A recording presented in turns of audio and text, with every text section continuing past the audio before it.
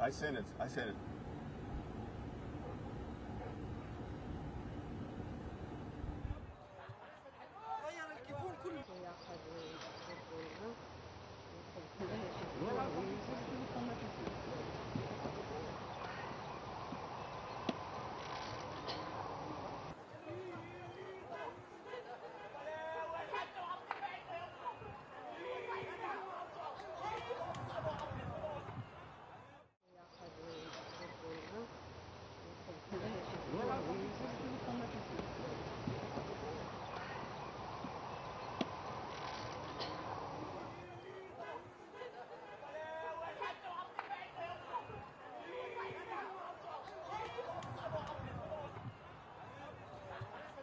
भारत हमेशा दुनिया में मिडल पाथ बैलेंस की बात करता है और इनकरेज करता है सारी पार्टीज को कि ये युग युद्ध का नहीं है, हो सके तो मामले वैसे बिना युद्ध के सुलटाओ।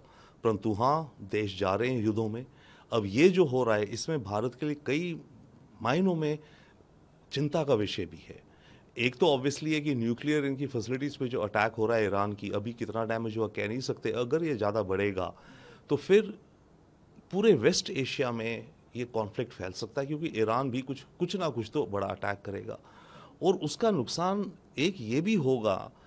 केवल ये नहीं कि खतरा है न्यूक्लियर एक्सप्लोजन्स का, वो छोड़िए, वो भूल जाइए सारा। चिंता हमें ये भी है कि जैसे सऊदी अरेबिया हो गए, अरब एमिरेट हो गए, जो कि हमारे साथ अच्छे दोस्त हैं और जिनके साथ हमारे अच्छे रिश्ते और इकोनॉमिक टाइज हैं, वो भी इस जंग में खिंचे जाएंगे। तेल की कीमतों की ऊपर जाएंगी, वो अलग है। इन देशों के साथ सऊदी, यूएई, कतर वगैरह के साथ जो हमारे इन्वेस्टमेंट्स के प्रोजेक्ट्स वगैरह चल रहे हैं वो डिले हो जाएंगे, खास करके इंडिया मिडिल ईस्ट कॉरिडोर। इधर हमारा जो इंडिया नॉर्थ साउथ कॉरिडोर है, जो चाबार पोर्ट से जो हम रशिया, सेंट्रल एशिया जाना चाहते हैं पाकिस्तान से पीछे होते हुए, वहाँ भी मामला बिगड़ जाएगा। तेल कम, प्राइसेस बढ़ेंगी, वॉलेटिलिटी होगी। हमें तेल स्ट्रेट्स ऑफ हॉर्मुज जो है, यहाँ से करीब 20% दुनिया का तेल जाता है और करीब 25% गैस। तो हमें तेल और गैस की कमी होगी और कीमतें बढ़ेंगी।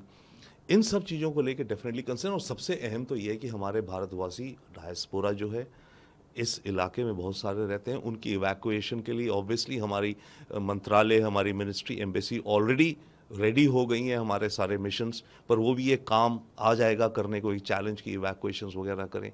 तो मिला जुला करके ये सारे जो मामले हैं। और एक और बड़ी चीज़ है, अगर यहाँ बड़ी जंग हो गई, फैलती गई अनकंट्रोल्ड, तो चाइना को एंट्री का और मौका मिल जाएगा। चाइना अभी तो ठीक है, इकोनॉमिक तरीक़ों से इस रीजन में अपनी बढ़त बनाने की प्रयास कर रहा है, ईरान से डील कर रहा है, सऊदी से डील कर रहा है, जिसको काउंटर करने के लिए हम इंडिया मिडिल ईस्ट कॉरिडोर बना रहे हैं यूरोप तक जाते हुए। वो डिले होगा। उसके अलावा अगर जंग छिड़ गई तो चाइना यहाँ ज़्यादा इन्वॉल्व होने के चांस है। हो सकता है वो चांस पूरे हैं कि वो ईरान को वेपन्स सप्लाई करेगा, जो उसने ऑलरेडी बेचे हुए हैं। भाई उनकी एमुनेशन तो देगा ही उसे वो। और ज़्यादा उथल पुथल हुई सऊदी में, एमिरेट्स में, बहरीन में, इन इलाकों में, तो चाइना को मौका मिल जाएगा इस अनसर्टनिटी में, इस टर्मोइल कयास में अपने कुछ खेल खेलने का। तो ये सारी चिंताएं भारत के लिए डेफिनेटली चिंताजनक हैं। करीब 20-25 हज़ार हिंदुस्तानी ईरान में हैं जो काम करते हैं, रहते हैं, उनकी चिंता सबसे पहले। उसके अलावा इजराइल में चाहे थोड़े नंबर में, पर वो भी हैं। पर उसके अलावा फिर से वही हुआ, सऊदी अरेबिया, एमिरेट्स, कतर वगैरह में जो काम करते हैं, अव्वल तो उनकी फ़िज़िकल सिक्योरिटी, दूसरा अगर ये सारे माहौल हुए तो उनकी नौकरियों पर भी खतरा आ सकता है। जॉब्स को लेकर के जब इन देशों की इकोनॉमी पर असर पड़ेगा तो नौकरियों पर भी असर पड़ेगा। सेफ्टी तो अव्वल है ही, उनको इवैक्यूएट करना। बट भारत को अच्छा खासा एक्सपीरियंस है। भारत ने बड़ी बड़ी एयरलिफ्ट्स करी हैं अपने डायस्पोरा को निकालने के लिए। हमने यूक्रेन में करी, यमन में करी, सूडान में करी, पहले कुवैत में करी थी जो पहली इराक वॉर हुई थी।